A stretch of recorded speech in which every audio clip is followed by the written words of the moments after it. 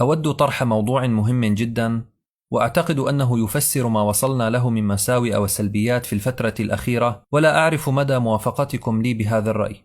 مؤكد أنكم تستغربون مثلي في الآونة الأخيرة كثرة الحوادث والقتل والمرض والحرق والطلاق والخلافات والنزاعات بين الناس، وارتفاع حصيلتها بشكل غير معقول. ولا أنكر أنني تخوفت جدا لمدى الكم المتسارع، وأخذ مني الكثير من التفكير والتحليل، حيث توصلت إلى أن مواقع التواصل الاجتماعي هي من أقوى الأسباب. لن أتطرق لأمور التواصل الغير الشرعي بين الجنسين، بل سأسلط الضوء على موضوع يوازيه بالخطورة، وهو تعري البيوت.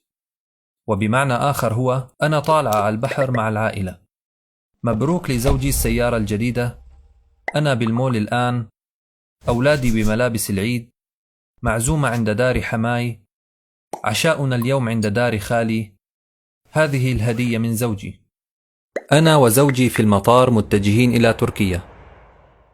كل هذه المنشورات نراها يوميا، حيث لا نعلم أننا نعري بيوتنا بهذه الطريقة ونكشفها، ولا نلتفت إلى أن هناك عيون حاسدة وحاقدة ومتربصة. كل تلك الأمور تفتح أبوابا أقلها الحسرة لمن قرأ، مرورا بالحسد وأشدها الموت. يقول الله تعالى: قال يا بني لا تقصص رؤياك على إخوتك فيكيدوا لك كيدا.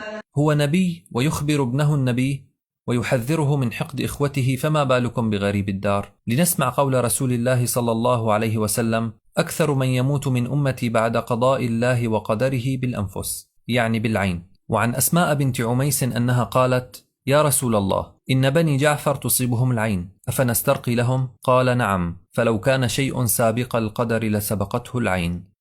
حافظوا على بيوتكم وأبنائكم من العين والحسد، فأنتم والله تقتلونهم. ارحموا حياتكم الزوجية واستتروا بها. سيخرج شخص الآن ويعلق بأن الله يحب أن يرى أثر نعمه على عباده. سأجيبه بأنه جل وعلا يحب أن يراها بالعطاء، لا بالتباهي أمام الجميع. فليس هناك أسمى من حياة زوجية وأسرية مغلفة بالسرية، مقدسة بتفاصيلها الدقيقة الخاصة، فروعتها بأنها كتاب مغلق لا يقرأها ولا يعيشها إلا أصحابها فقط.